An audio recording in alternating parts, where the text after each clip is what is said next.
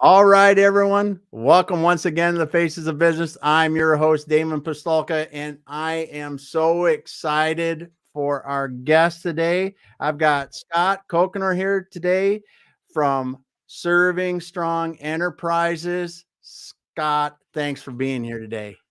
It's an honor to be here with you, Damon. Yeah, it's great because we're going to be talking today about the keys to creating your dream business exit and legacy. And hmm wow, am I honored to have you to talk about this today because you've lived some tough times, worked through seen legacy, helped people do this.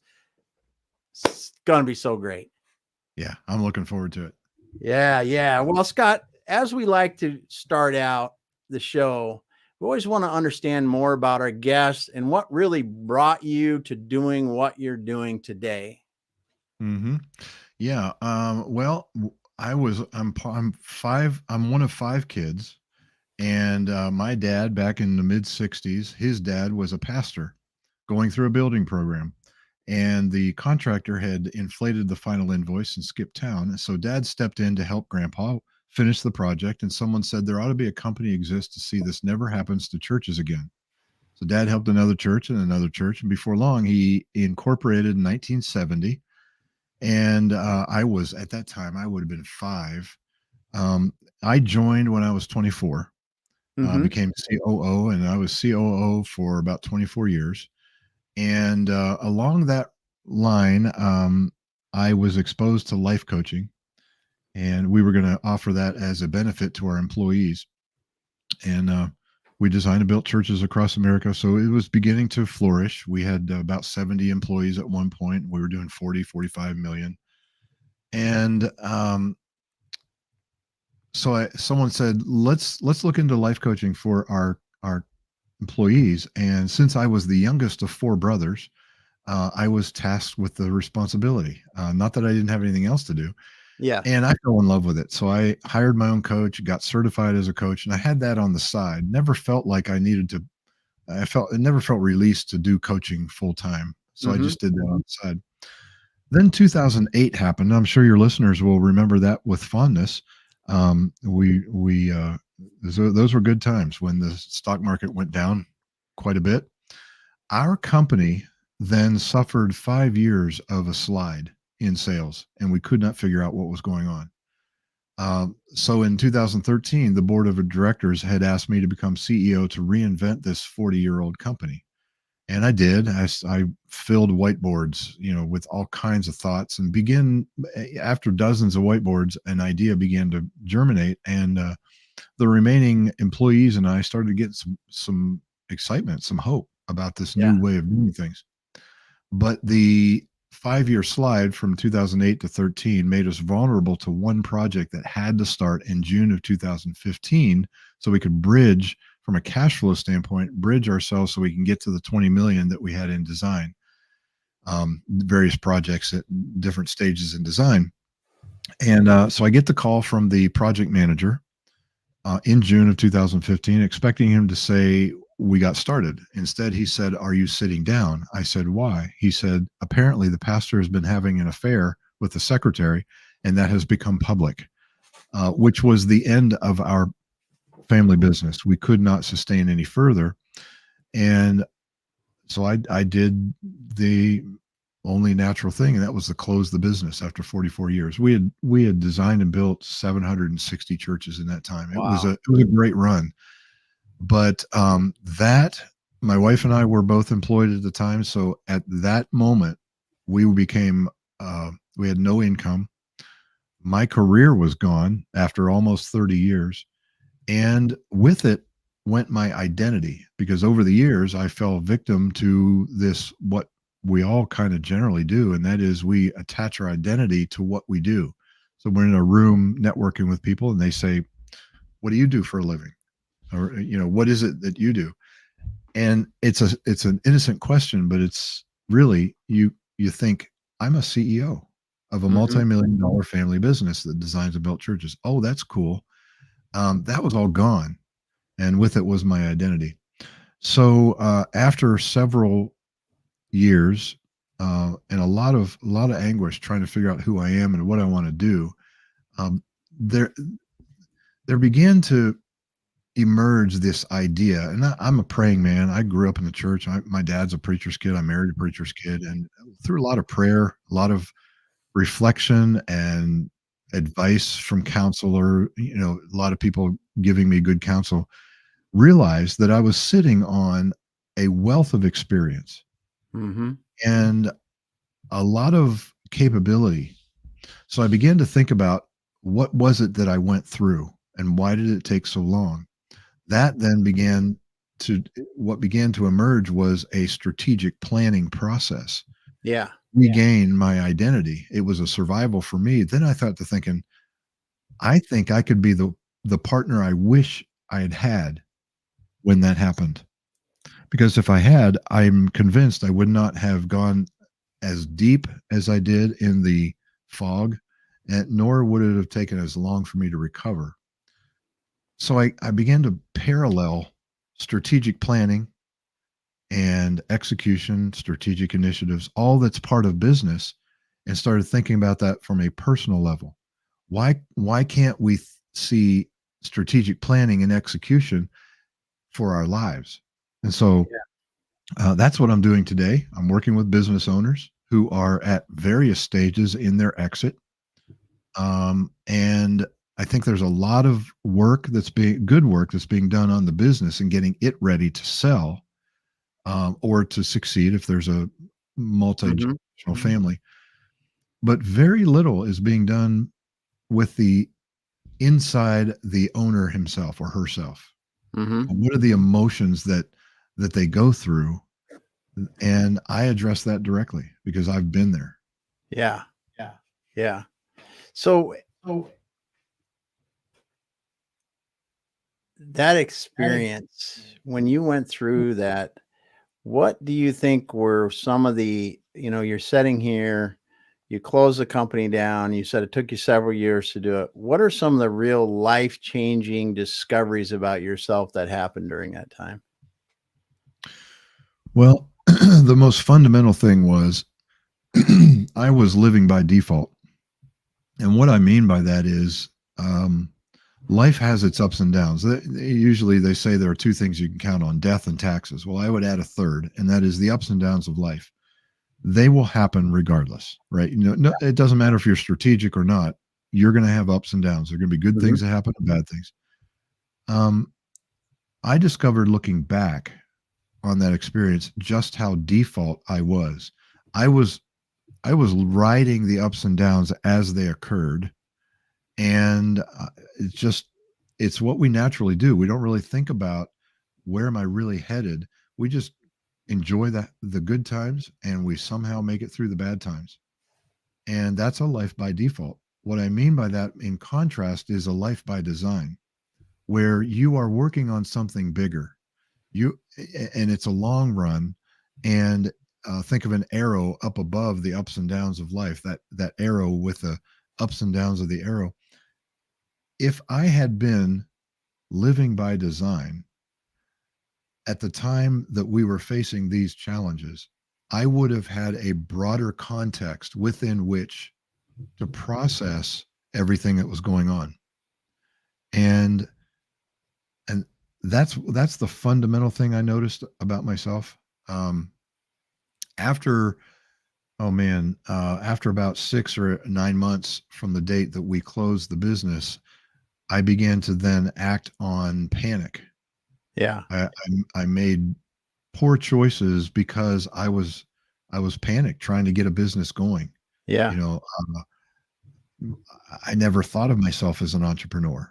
Mhm. Um, 10 years ago, when I was CEO or COO, if someone had said, "You're going to be in business for yourself one day," I'd have laughed them off the face of the earth because that I was content for years, for decades. I was the second chair, and Yeah. it was a badge of honor to me to make the person in the first chair successful. Yeah. That to me was success. Now here I am. I'm the guy running my own business, and I was operating under panic, which is non-strategic, right? Mhm.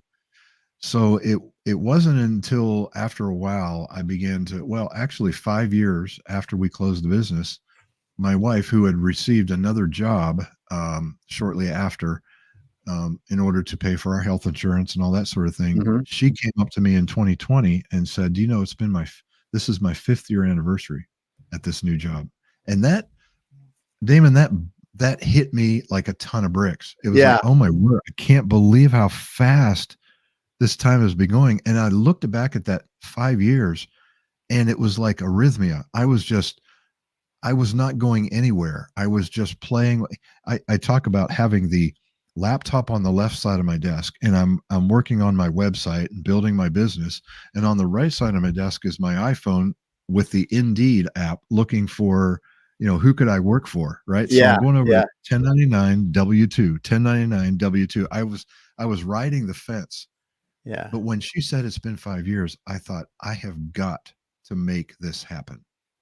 So that's when I got really serious. Shortly after that, I hired a branding coach, and we really got serious about this, which is, coming out of that, I discovered, maybe I'm meant to address the Gen X generation, of which I'm barely a part, Yeah. born in 1965, which then that was the stepping stone to what I'm doing now. And as I'm a fourth quarter strategic coach.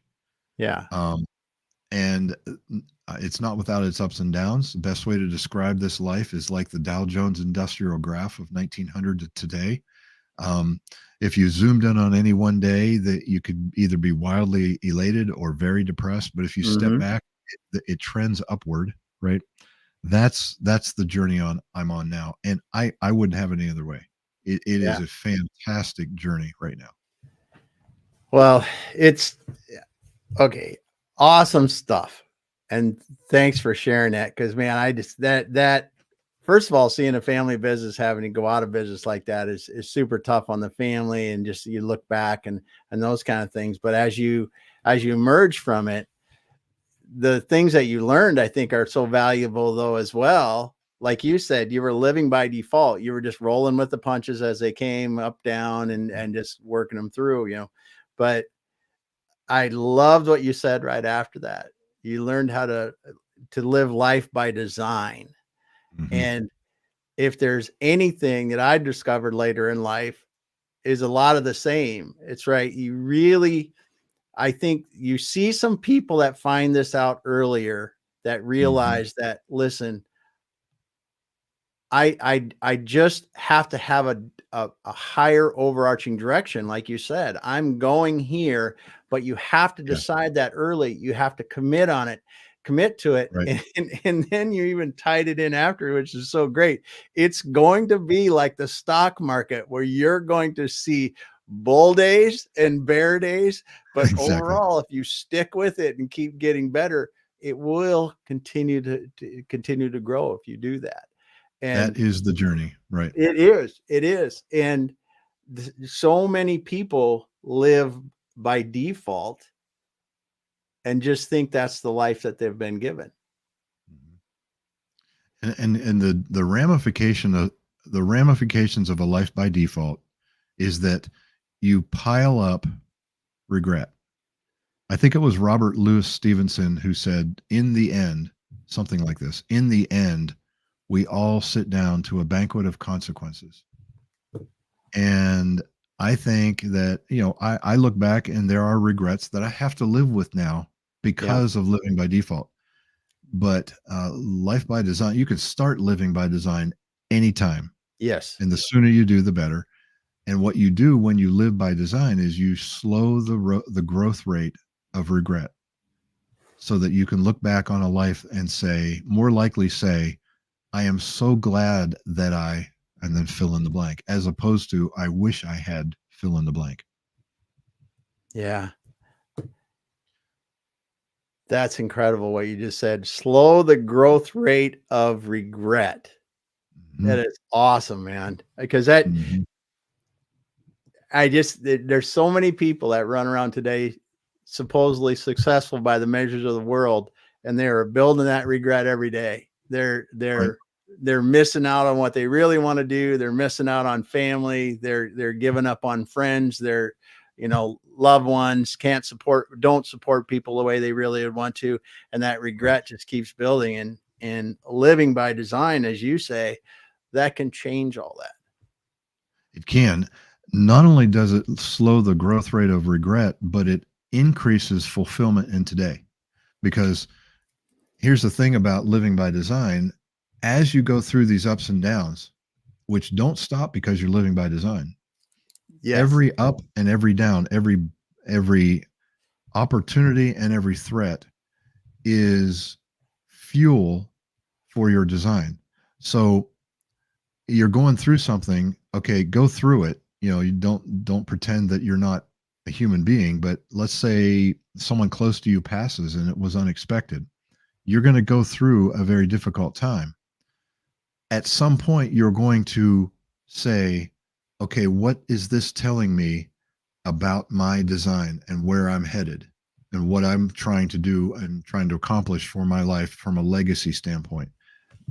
What have I learned about this experience, and how can I parlay that information, that knowledge, to make me to create an increase in where I'm headed and move the needle on where I want to go in the broader perspective. So I think a lot of times we lose our agency. And what I mean by that is when we feel controlled by circumstances or we feel controlled by other people's decisions, we have lost our agency. That's what I did. I lost my agency. And it's not a good thing to make deep decisions when you don't have agency.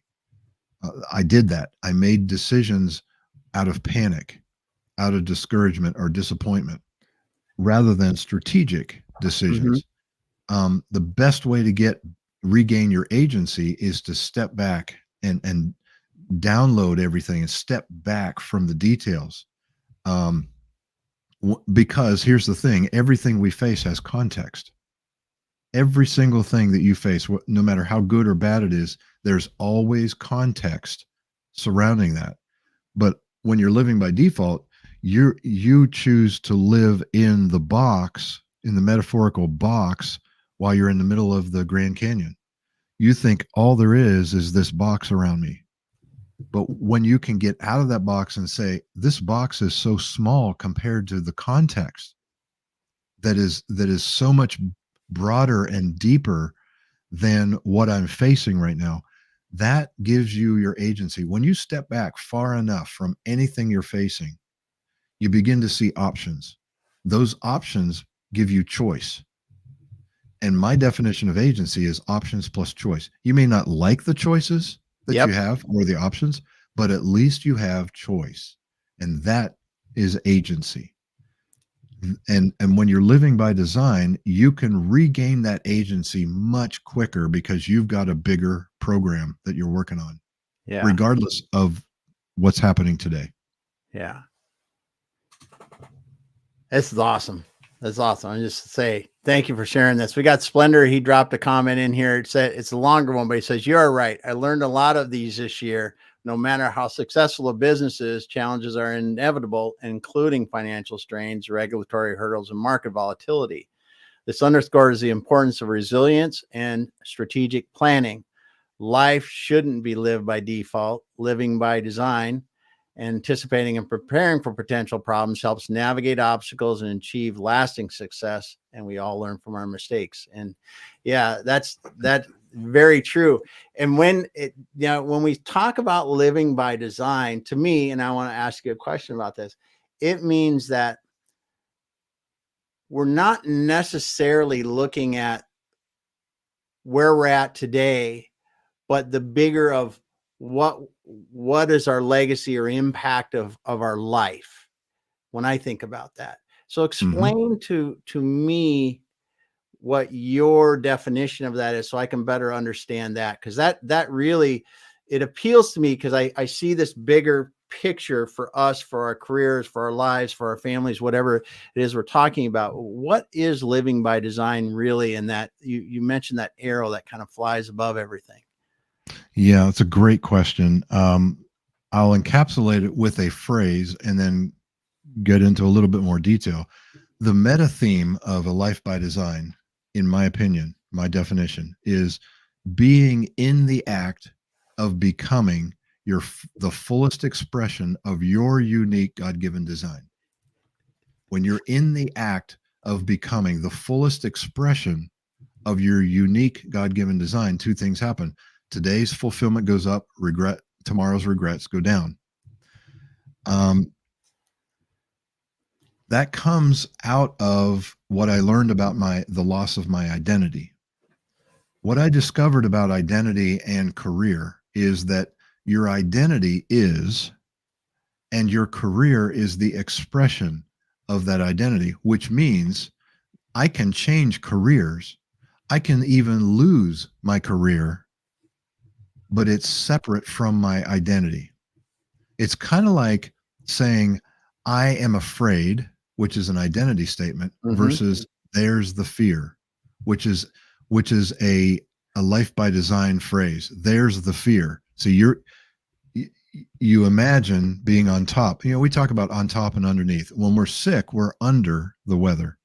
When we are feeling great, we are on top of the world. See, under, on top. You can be under the circumstances. I'm okay under the circumstances, right? Who wants to live under the circumstances? Yeah. But if you can be on top of the world, what that means is you can experience fear. You can experience a loss of career or a shift or an exit of your business and say, there's the exit. There's the career I used to have. I'm still me. I'm still who I am. So to answer your question, living by design, the meta theme is being in the act of becoming the fullest expression of our unique God-given design. How that plays out, I've got a 6-point framework that allows for my clients to do assessment and also establish aspirational statements for how they want to be. And those 6 are being spiritually anchored, physically fit, relationally rich, emotionally healthy, vocationally aligned, and financially free. So if I can identify what is ideal in all 6 of those hallmarks, I call them hallmarks of a fantastic fourth quarter, then I can bounce anything I face against those 6. For example, if I got a diagnosis, my mother got, let's say she got a diagnosis of dementia, and I'm trying to wrestle with that, I can look at that event, which is a setback in life, and look at it and say, what is that doing to my spiritual anchored hallmark? How is this going to impact my physical fitness, my relational richness, my emotional health, my vocational alignment, and my financial freedom? All of which elevates you above that diagnosis so that you can think more strategically about that situation. Certainly, we are emotional beings. We are human. Yes. And I'm not saying, oh, I got a diagnosis. Okay, well, let's go up to the top and look at it from it. It's not that clean. Yeah. But you are more likely to get back on top of things quicker in a life by design versus life by default. Yeah, and I think that's a great point, because it doesn't mean that we're not still going to struggle through things. It's just there's a way to work through them to get back faster. Right. And that's a great. The one thing that I had a few questions written down here, because I think what you are doing, helping people get through this, is so interesting, and you talk about the fourth quarter of a career, the fourth quarter coaching that you're doing. What are some of the things that you see people, and today we're talking about keys to creating your dream business, exit, and legacy. And we all know that far too many people have the opposite. They either hate when they leave could be through a situation like yours. They don't want to be going, or they exit and maybe they've got money, but they don't have the legacy or the satisfaction they want. So what are some of the things that you talk with people about, or really see them thinking about, that allows them to make this transition? I mean, you talked about one that I think is critical in there, is in that your career is just the expression, but it Mhm. is separate from your identity. It's expression of your Mhm. identity, but it's separate from your identity. But that really help people get past the fact that I'm moving on to something else. And you wrote something that was called said the personal something in personal life to run to. I read that you had written where you got something in life to run to. I mean, Right. let's talk about that because I see this happen once in a blue moon where somebody actually exits a business and they've taken enough time personally to really go, I am excited about this because Mhm. of what is next. Right. Most people, as you talked about before we got on today, don't know what the heck they're going to do Monday. Right. Right. Let's They have talk about nothing to that a run little to. bit. Sure. And I will give you a little bit of, I'll give you a story first. Yeah. I'm working with a client and we're talking about his exit. Yep. And he said, I've got a friend who came to me. He said, he invented this, let's say, to keep it this person anonymous, he invented a thing that became very valuable to somebody to such a degree that this somebody came to his office, laid a blank check on his desk, and said, "You fill in the amount, and that's what I will buy this business for." Which he did. I mean, that was a total windfall, right? Mhm. More money than he'd ever dreamed, right? My client is conveying this story, and he said, "This guy 3 years later came into my office and said, 'Can I buy your business? I have nothing to do. I don't know what to do with myself. I've got all this money.'" The guy gave me a blank check and I put as many zeros on there as I could and I got the money, but 3 years later, I don't have purpose. Yeah. I don't know what I'm going to do. So, I think that there's a lot of attention, and rightly so, on getting the cash flow and the standard operating procedures in place and taking care of the financials and how they look so that the sellers can have so that you can get the most multiple from your Yeah. business. Yeah. That, I mean, you can't ignore that. You can't just say, "Hey, I'm Yeah. selling my business," and so the stuff you do is very valuable. At the same time, I've identified some things that we all kind of go through, and it's born from my experience.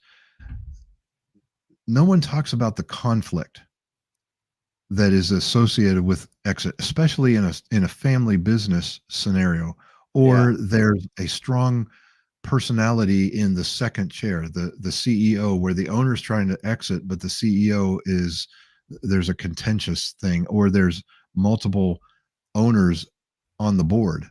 So Mhm. conflict needs to be dealt with. There's also an emotional attachment that the owner has to this business. Think about it. If I if I started a business with my own blood, sweat, and tears 40 years ago, 45 years ago, and I brought on staff who are now like family to me, Yes. the whole concept of exiting is quite truly a grieving process. Yes. The word exit can mean termination, the end of something. So there's an emotional attachment that they have to process. There's also retirement anxiety. What Mhm. am I going to do? Who who who's going to need me when I'm done, when I exit this business? Then of course there's fear of regret. That's another one. Should we wait a year and maybe get more money out, right? You've probably dealt with that before. Oh yeah. Um, it's coming from regret and then of course loss of identity. I'm afraid of who I am if I'm not the owner of this business. All of those emotions, conflict, emotional attachment, they come from a lack of design, living by design.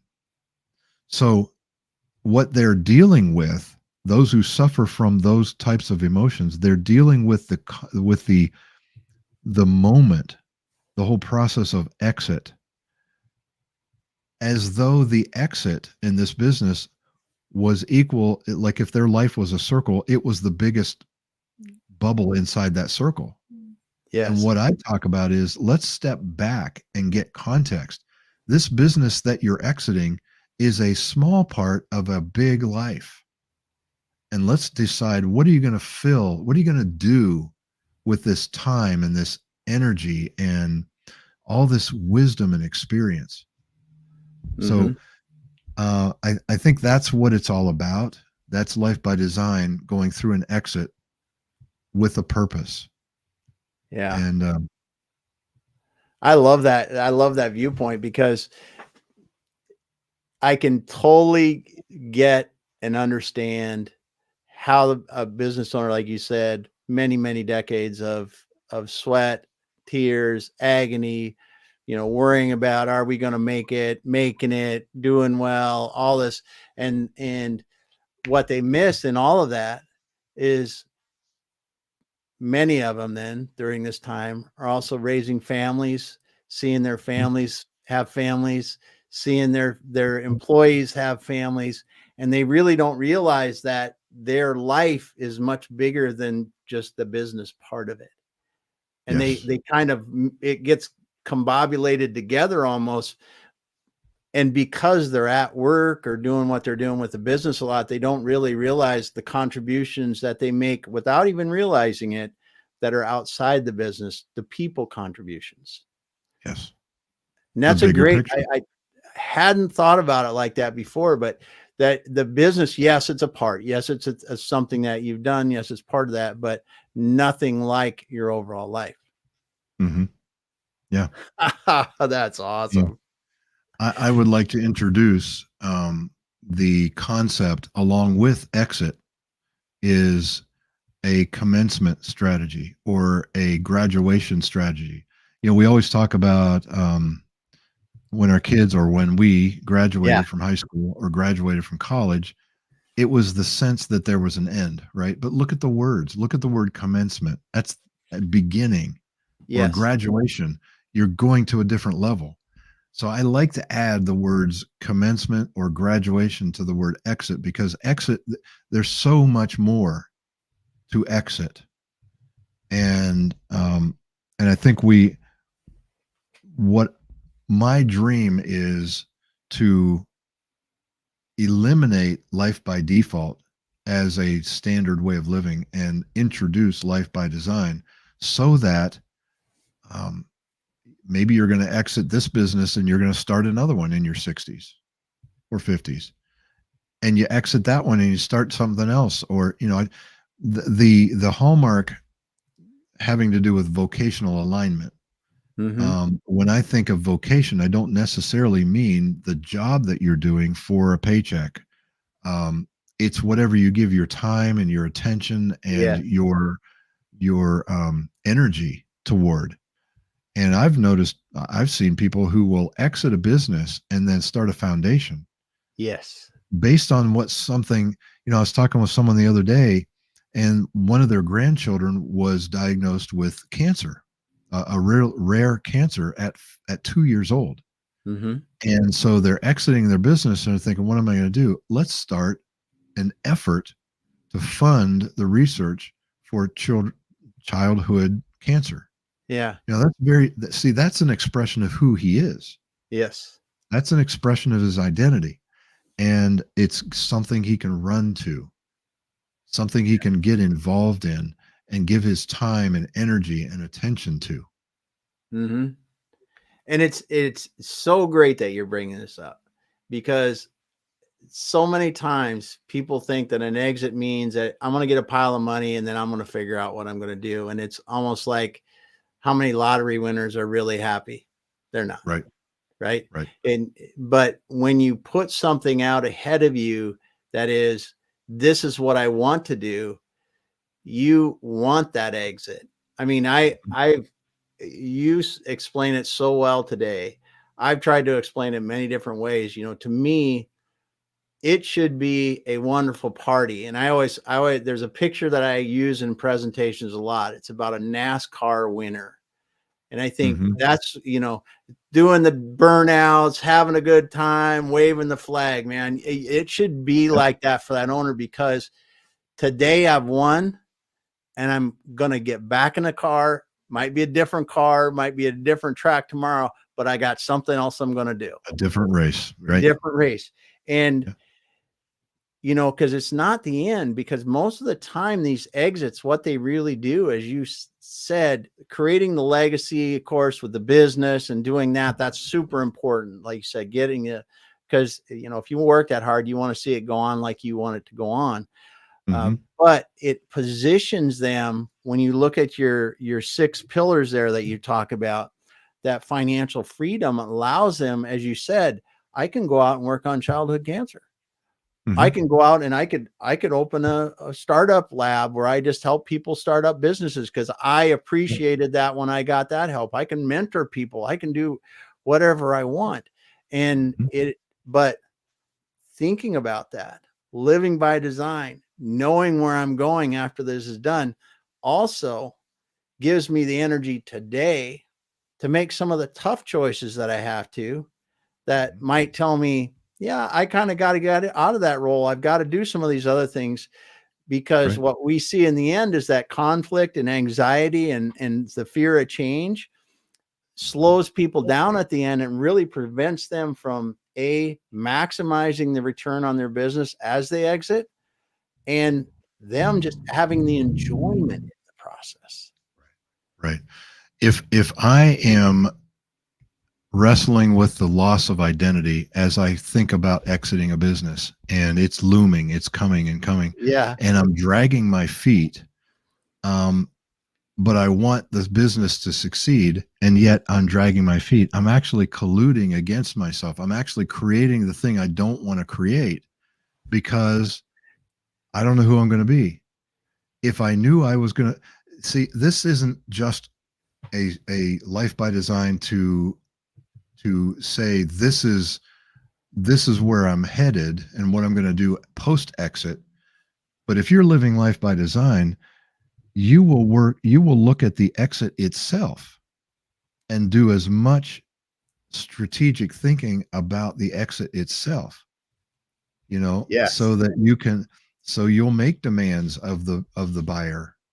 And it's coming from a strategic mindset, as opposed to, I have no agency, this whole circumstance of exiting, I've got to do it because I know it's the right thing, but I'm not really in charge of this. I don't feel like I'm on top of things, so it can not only help designing what you're going to do afterward, but you can be more in having more agency in the exit process and enjoy the exit process that much greater. Yes. Because I've seen in professionals, I used to work with investor owners, and some were smaller groups where you had a few of the people that are owners, and some were actually owner operators. And when they would do it, it was so much different, because it was like, hey, we're growing to the value and we've gotten there. It's time for us to do this. And this is going to be a great celebration when we're done, and we're going through this. And then when you see some founders that do that, it's completely different. But it can be just like that for anyone if there's that something else after that, like you said, living by design. There's something beyond this that's just graduating to and moving into that. Right. This is just the beginning of something else that's even more wonderful. That's right. In fact, I would venture to say that if you're so excited about what you're going to do after, you won't be able to wait until this exit's over. I mean, it would be like, come on, let's get this thing done. I've got other things to do. Right. Yeah. And that's really, I mean, when you see that happen, it's just a thing of beauty. That's for sure. So as you are talking to people and helping them do this, what are some of the things that they talk to you about when the lights start to come on? And they start to think about it, and they go, wow, I just never realized, what are they saying when they, because I mean, it's gotta be pretty a big eye-opening experience for them. I've had many times when that's happened, and some of them they're in tears. Yeah. I mean, I remember one in particular who was talking about how he awakened to the fact that this big thing that he was wrestling with. He had two family businesses, one run by his father, one he ran with, and he didn't care about the one his father was running, and they were trying to sell it, and it was going very poorly. It wasn't going well, and he was afraid that he would have to take over this business because it wasn't selling. And I remember the time in a session with him where he was saying, I discovered something. He said, I was thinking that dad's business was this big thing that was a part of me. But through our conversations, I realized that's a small part.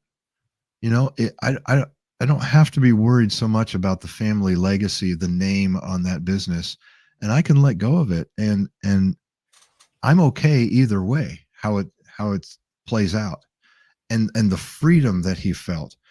Actually, what that did was that made him more strategic, and he was able to broker a deal to sell that business because he had the margin, where before he was just stressed completely out about it, Mhm. which paralyzed him, you know? Yeah. So when he saw it in perspective of a bigger picture, in other words, when he stepped back far enough, he saw options and choice. Yes. Then he was able to see the offers and the options that were available to him, took advantage of that, sold that part of the business off, had no problem, turned out great for the family. And but I remember that moment when he was under it and then he was on top of it, and Wow. the tremendous difference, that to me, that's what I get up in the morning hoping to see every day. Yeah. Well, that's incredible. That's incredible. Well, Scott, thanks so much for stopping by today, because I really, really respect what you do, uh, from where you Thank you. came from, living through what you did, and experiencing, with the family business, and then coming out and helping people now like you are in that time of transition, to really help them understand that there's so much more than where they're at right now. That I Yeah, love how you say it should be almost the exit graduation or commencement strategy, because you're moving on to something better. But that's right. yeah, just thank you so much. Well, it is a pleasure to be here to talk with you. It is also a pleasure to get to talk about this because, man, back in the day when I was going through that, it was like this is happening to us, and it's like the end. Yeah. The exit meaning terminal. What I've discovered now is every time I get the chance to talk about it, it's that a little bit more piece of release Mm-hmm. and redemption. We talk about the fact that you can't have a resurrection if there's not a death that precedes it, Yep. right? And this is turning out to be a wild ride where experiencing a loss like this has turned into kind of a one to many, Yeah. being able to help multiple business owners design their life and not only go through exits successfully, but enjoy the process and move on to something else. I'm having a ball. That's why I do what I do. Yeah. That's awesome. That's awesome. Well, Scott, if someone wants to get a hold of you, what's the best way to find you? Servingstrong.com. That's Okay. that's the main Servingstrong my dot website. servingstrong.com. All right. That's right. And if you search my name, you'll see me on LinkedIn. I live on LinkedIn, so All right. that's another one. And then we'll reach out that way. Well, Scott, thank you so much for being here today. I really appreciate this, and talking again about keys to create your dream business, exit, and legacy, from someone who has been helping the owners of these businesses doing that. Now, let's be clear about, you're helping the owners really turn this exit into a commencement or a graduation on to bigger and better and more fulfilling things for them, which I think is an incredible thing. Just thank you. Damon, thank you for the opportunity. I appreciate it. All right. Well, I want to thank Splendor for being here today. And Iker, you dropped a comment in there too. Thanks for being here today. Thanks for all you people that were listening today that didn't drop a comment. If you came in later, go back to the beginning, listen to Scott talk from the beginning, because his story is incredible, how he's helping founders really, really plan for their exit and see how they really are much bigger than the business, and how they can experience their exit to be a graduation almost, and the celebration that it really should be. Thanks everyone for being here. Hang out just for a minute, Scott, and we'll finish